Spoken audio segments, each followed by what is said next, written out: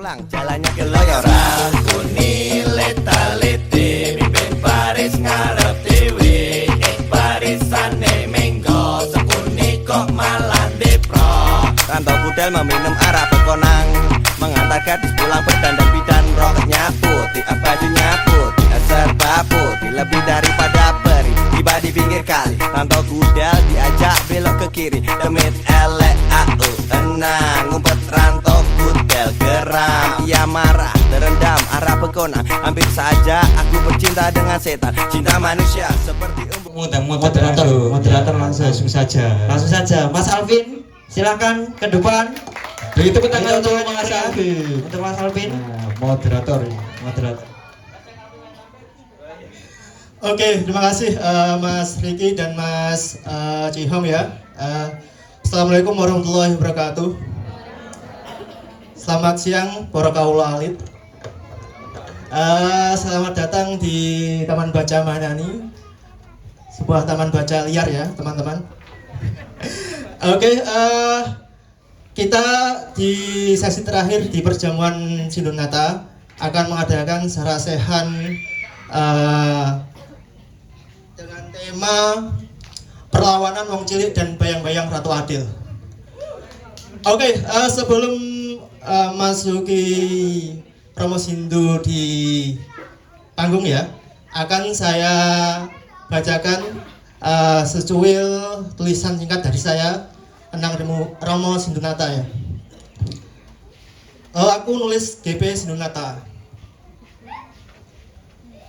GP Sindunata atau yang lebih sering disebut Romo Sindu merupakan seorang penulis yang dilahirkan 12 Mei tahun 1952 di Kota Batu, Jawa Timur. Salah satu hasil jepretan foto yang paling kondang ialah foto hitam putih almarhum sastrawan Pramudia Anantatur. Pramudia tampak bersinglet kaos putih, berkacamata menghadap sebuah mesin tik besar. Ia tampak serius mengetik. Ia terlihat berada dalam sebuah ruangan sederhana, seperti yang di situ ya. Tapi lebih pasnya silahkan browsing lukisan tersebut ya. Lalu pada berita Kompas 7 Desember 1977, Romo Sindu menuliskan sebuah tulisan yang berjudul Ada Malib Penglepasan Tahanan di 30S karena alasan kemanusiaan. Dalam berita itu, Sindunata menyiarkan pernyataan Ada Malik yang kala itu menjabat sebagai Ketua DPR atau MPR Republik Indonesia. Tatkala di DPR menerima badan kontak eksponen Angkatan 66 yang bertanya mengenai alasan pemerintah membebaskan para tahanan yang dianggap komunis di Pulau Buru dan penjara lainnya. Menurut para tahanan yang dianggap komunis di Pulau Buru dan penjara lainnya, Ada Malik sebagaimana ditulis Romo Sindu, pemerintah melepas tahanan karena sampai sekarang tidak ada undang-undang yang mengharuskan penahanan seterusnya. Romo Sindu mengutip pernyataan Ada Malik secara langsung yang begini. Kalau dulu semua orang dibunuh dan mati tentu tidak ada soal. Tapi bila setelah ditahan dan diperiksa ternyata tidak ada alasan lagi untuk menahan mereka, mengapa mereka tidak kita lepaskan saja. Di bulan Mei kemarin, tahun 2025, Romo Sindu menginjak usia 73 tahun. Usia yang cukup sepuh, namun beliau masih dikenal sebagai penulis yang tangguh dan sangat produktif. Ia menulis buku-buku bertema dari filsafat, religi, sepak bola, feature human interest mengenai sosok-sosok rakyat kecil sampai novel sastra.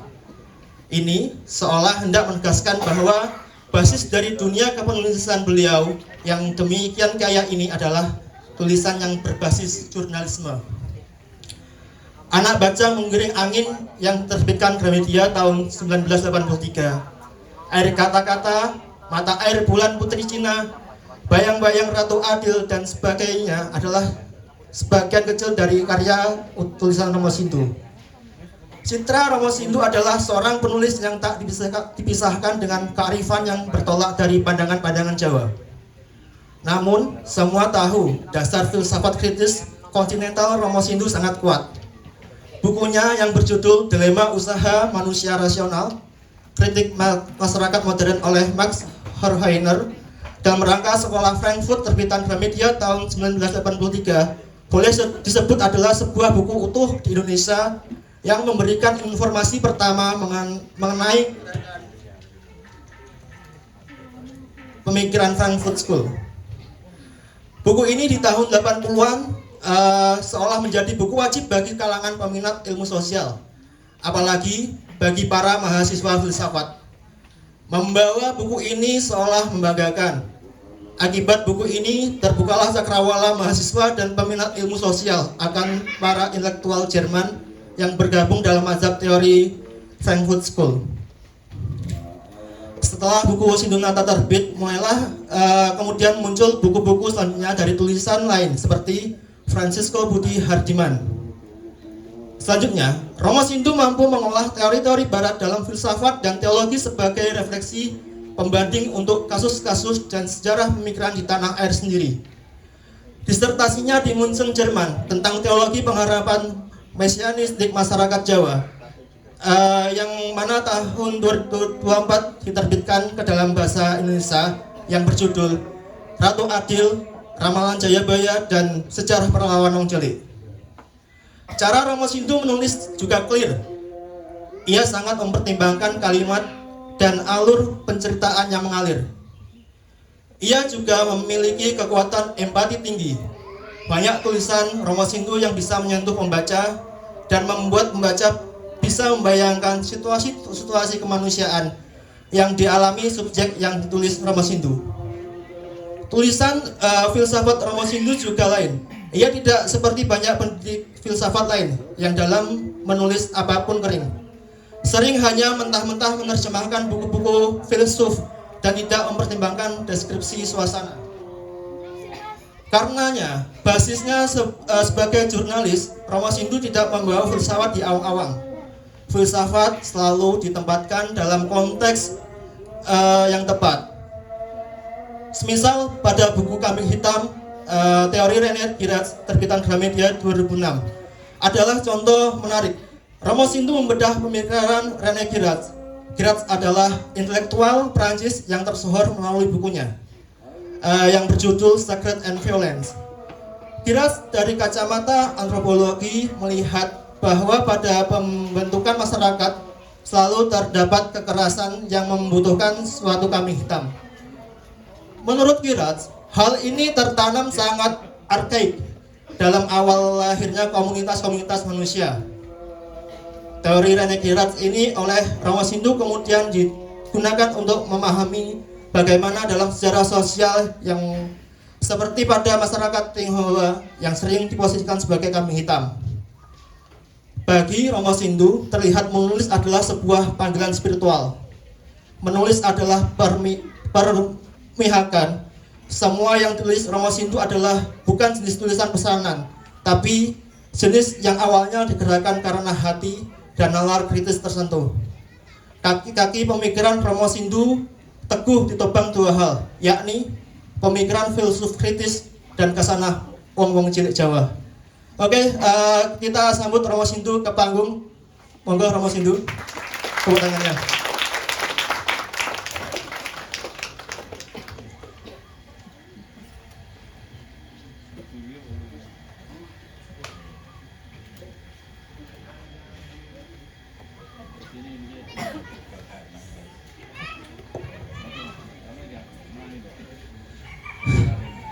Baik, Romo, itu sekilas tentang bacaan saya tentang jenengan.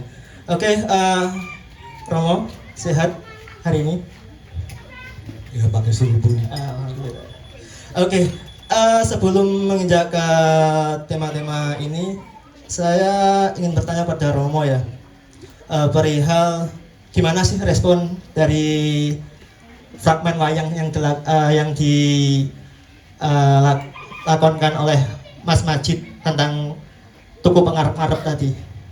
Monggo responnya seperti apa? Saderengipun Assalamualaikum warahmatullahi wabarakatuh.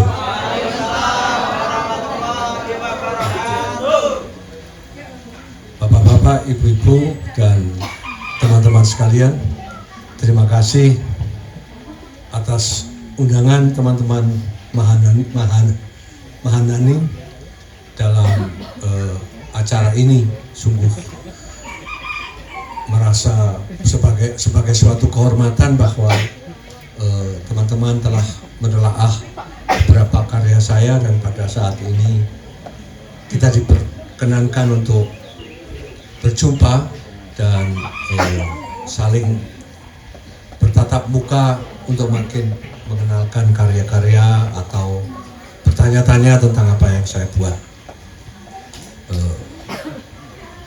Tadi sudah ada beberapa kesan, sekarang sesuai dengan pertanyaan moderator, tema saya kira memang dipersiapkan oleh Mas Nur, itu Tugu Pengarep-arep. Kebetulan belum lama ini kami di Betara Budaya di Jogja juga memamerkan karya-karya pantomim Jemek Supardi dan anaknya Sekar Kinanti serta ibunya Treda. Itu 3 serangkai seniman yang judulnya kita beri Tugu Pengarep-arep. Judul itu sebenarnya muncul dari Pak Jemek waktu zaman Nalo Togel dulu itu. Dia sebagai orang kecil itu ya suka memasang nomor supaya siapa tahu ada rezeki dari sana. Dan dia mengistilahkan itu sebagai Tugu Pengarep-arep. Ini satu kata yang indah sekali. Maka tadi saya kira juga sudah dikatakan oleh teman dalang cilik kita dengan Mas Najib ya, dengan amat sederhana bahwa kelebihan orang kecil itu adalah pengarep-arepnya, karena setiap hari didera oleh masalah yang sangat berat, lebih-lebih ekonomi, ketertinggalan, tapi toh tanpa mereka tidak ada negara ini, karena penyangga negara ini sebagian besar adalah orang miskin.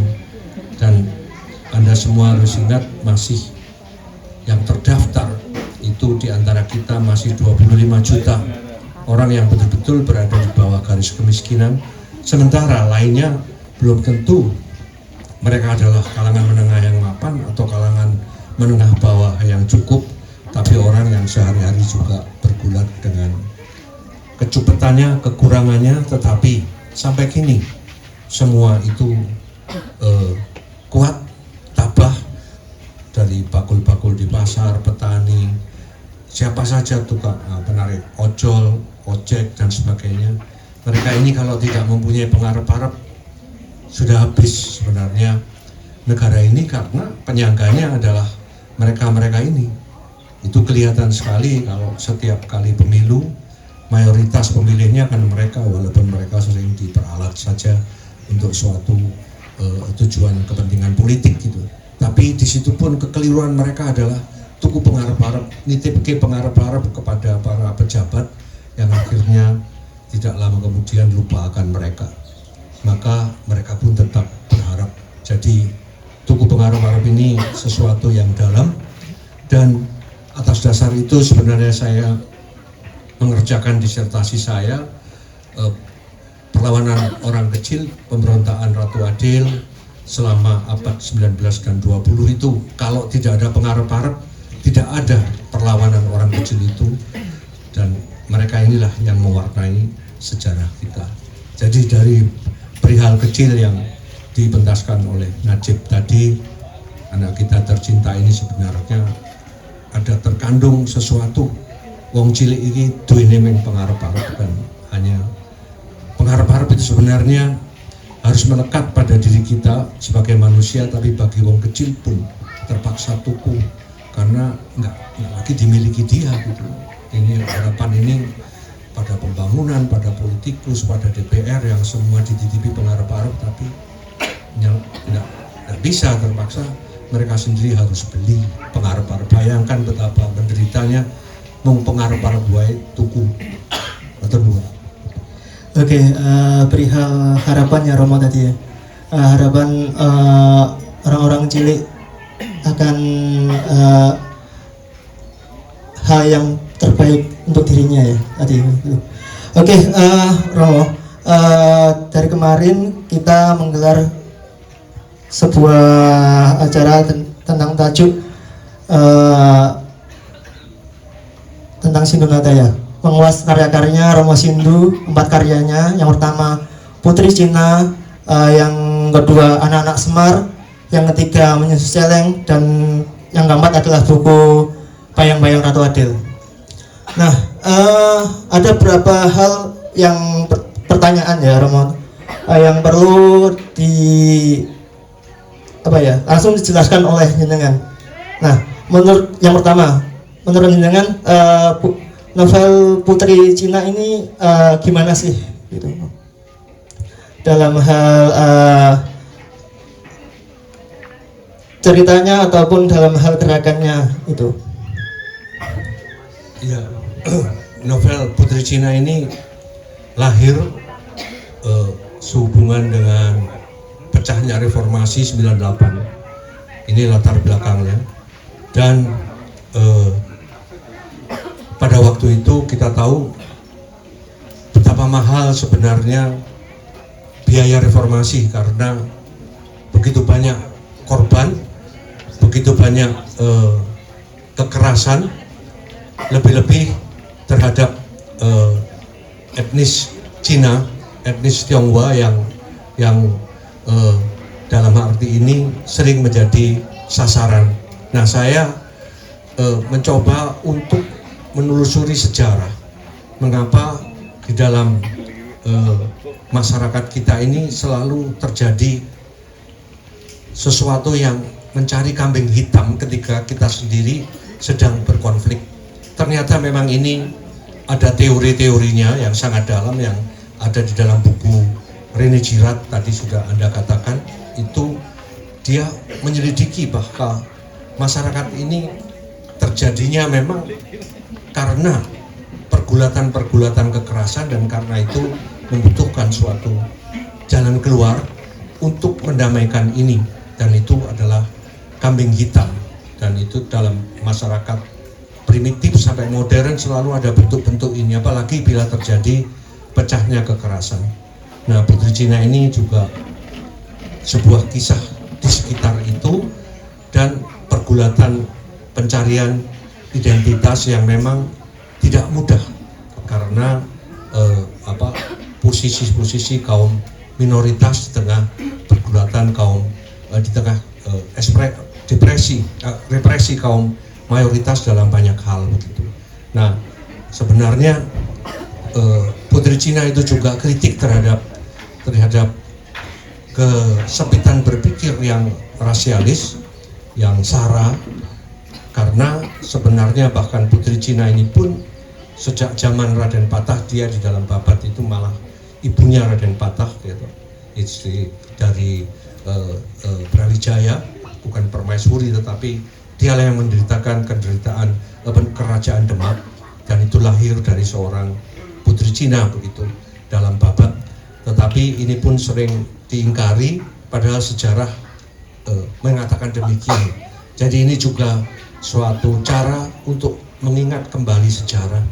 Kita nyatanya sebagai bangsa ini memang mudah lupa, bangsa pelupa. Katakan sekarang belum habis saja 25 tahun kita sudah lupa tentang reformasi cita-citanya, dan kalau tidak hati-hati kita kembali lagi kepada negara yang mungkin tidak diciptakan oleh zaman reformasi dulu, di mana pengorbanan demikian banyak rakyat, kerusuhan, etnis Cina, mahasiswa, semuanya itu. Maka betul-betul Putri Cina konteksnya adalah dalam arti ini. Semoga kita tidak melupakan sejarah, karena penderitaan masa lalu itu selalu menjeritkan suatu pembebasan ke masa depan. Itu teori yang saya pegang sejauh kita belum bisa menebus penderitaan masa lalu mereka yang telah berkorban, para pejuang, para petani yang mati karena pergolakan mereka di zaman Belanda. Kita tidak bisa mengimpikan suatu masa depan, mengkonstruksikan masa depan yang seenaknya. Kita harus membayar hutang pada penderitaan mereka dengan laku mukahari, laku sederhana, pemberian diri, rukun, karena itulah cita-cita mereka sampai mereka mati dan mengorbankan diri. Oke, makasih ya, itu tentang perihal buku Putri Cina. Lalu pada buku yang kedua, yakni tentang anak Semar, Romo.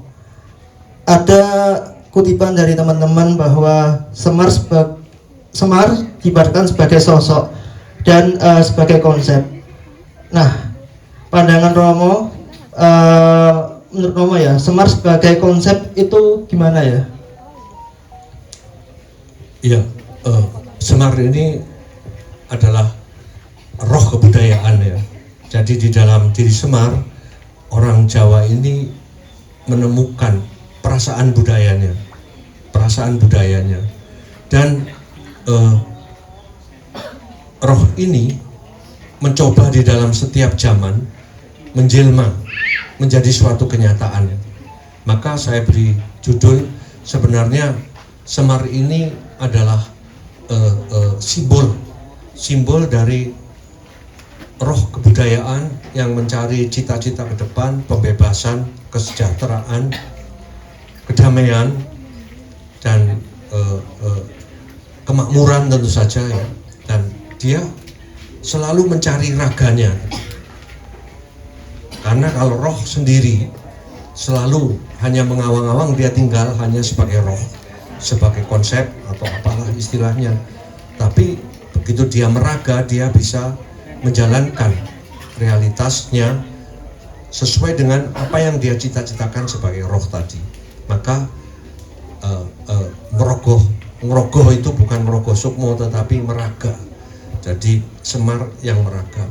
Dan ini dari zaman ke zaman Semar meraga, periode per periode, termasuk dalam periode-periode politik kita di Orde Baru, Reformasi sampai sekarang ini gitu. Nah, dalam bayangan saya Semar selalu menderita karena seperti dalam cerita wayang juga, dia meraga di dalam merogoh yang keliru. Orang-orang dewasa yang ternyata korup, orang dewasa yang ternyata tidak bijak begitu. Nah, pada akhirnya dia putus asa gitu sebagai roh iki banjur piye yen koyo ngene terus gitu, kok kleru terus lek aku merogoh begitu. Lalu dia merogohnya itu, meraganya pada anak-anak kecil, anak-anak muda yang dia pikir disinilah semuanya masih asli, disinilah semuanya masih tugu pengarap-arap tadi mengarah kepada masa depan. Maka akhirnya harapan dia, pengarap-arap dia itu tadi diletakkan pada anak-anak ini. Nah, saya tidak melepaskan ini dari konteks.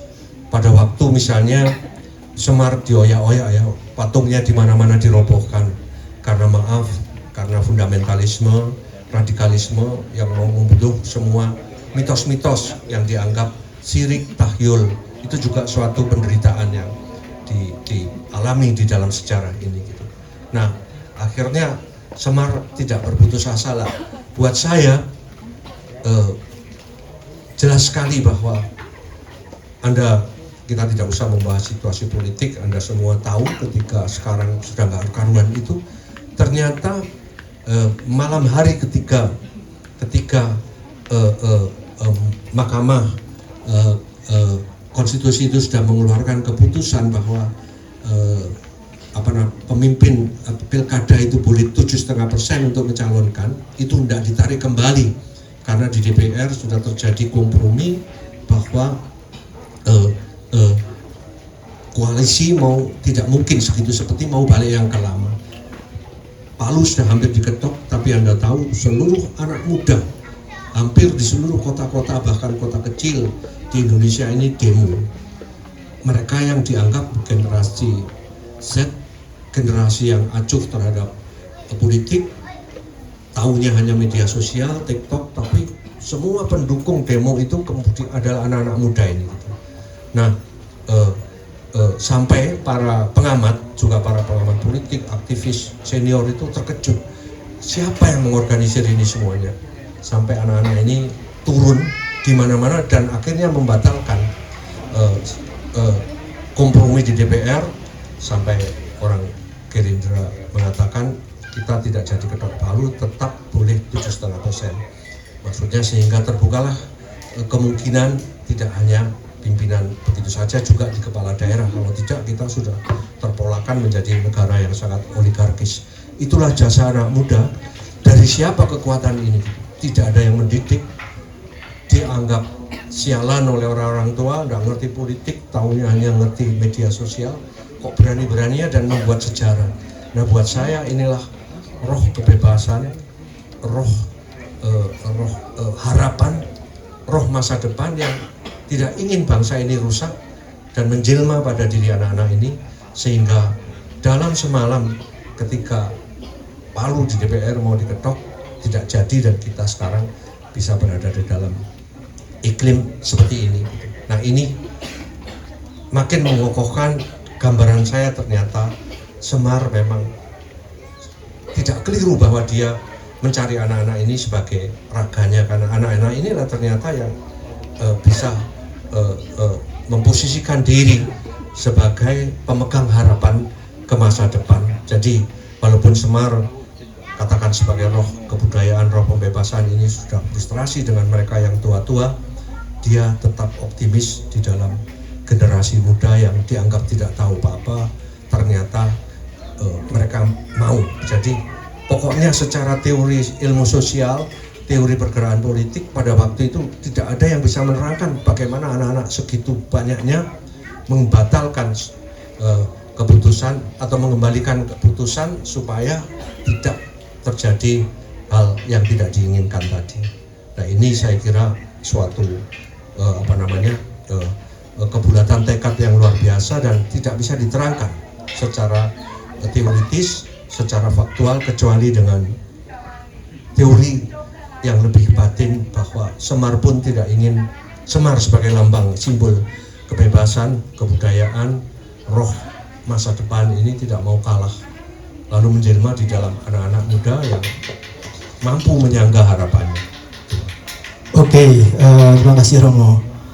Lalu menginjak ke buku yang ketiga Romo, yang kita di Perjamuan Sinunata, ya ini tentang New Challenge ya. Sikap pada diri manusia pastilah memiliki sikap kecalengan diri ya Romo. Kalau di sepeda pengetahuan saya membaca buku tersebut begitu. Lalu selain menuliskan dari lukisan-lukisan dari Joko Pekik itu ya Romo, menyusul Celeng ini kenapa Romo sangat dekat sekali dengan Celeng Romo? Karena kemarin ada sebuah celetukan bahwa, maaf Romo ya ini kalau menyinggung, Romo adalah Bapak Celeng. Yang Bapak Celeng, Bapak Celeng. Ya, begini, itu terjadi sekitar reformasi. Anda tahu pada saat itu Pak Pekik, Joko Pekik, pelukis rakyat ini menggambar celeng yang dipikul oleh rakyat dan rakyat bergembira. Celeng ini kepegang dan mati.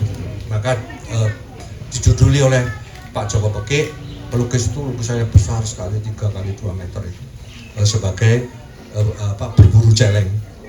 Dan itu sebenarnya adalah dalam bayangan kami semua ini lambang kejatuhan rezim Orde Baru. Jadi celeng itu adalah simbol yang selama ini mencekam kebebasan, serakah dan sebagainya. Nah, dalam mitologi Jawa, celeng ini memang binatang yang disebut binatang andapan. Dan Anda tahu juga ada yang disebut pesugihan babi ngepet. Bagaimana kalau kita ingin serakah memakai kekuatan jahat, kekuatan setan, gampangnya begitu, untuk memperkaya diri gitu. Nah, terus ternyata ini yang terjadi. Nah, celeng ini sebenarnya sudah menjadi naluri yang ada di dalam diri bangsa kita, gitu loh.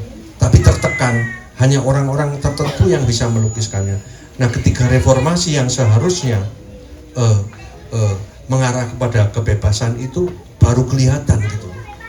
Begitu reformasi pecah, semuanya boleh, kelihatan sifat celeng manusia ini gitu. Korupsi tiap hari sampai sekarang kan, sampai bosen kita melihat berita itu betul-betul korupsi. Dan tadi dikatakan mengenai tuku pengharap-harap rakyat itu mengharap, tadi diberikan oleh Najib, dari Selawe soporo sesuk untuk 30, nek sok ora iso soporo 30 dari 35, mereka triliunan kayak begitu di sini dimakan sendiri gitu ya. Dan ini kalau bukan celeng apa gitu. Jadi reformasi itu sebenarnya kalau dalam bahasa Jawa dan juga dalam bahasa Porowali, miak warono.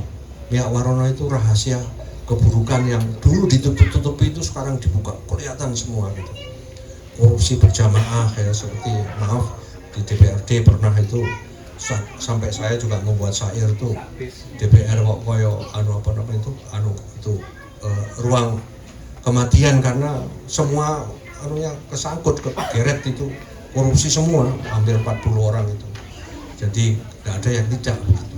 Nah, ini naluri ini untungnya kita sebagai paling tidak di dalam alam kebudayaan Jawa ada simbol yang menerangkan itu, untuk menerangkan keserakahan politik, keserakahan ekonomi kita itu dalam suatu simbol mitologi bernama celeng ini tadi gitu.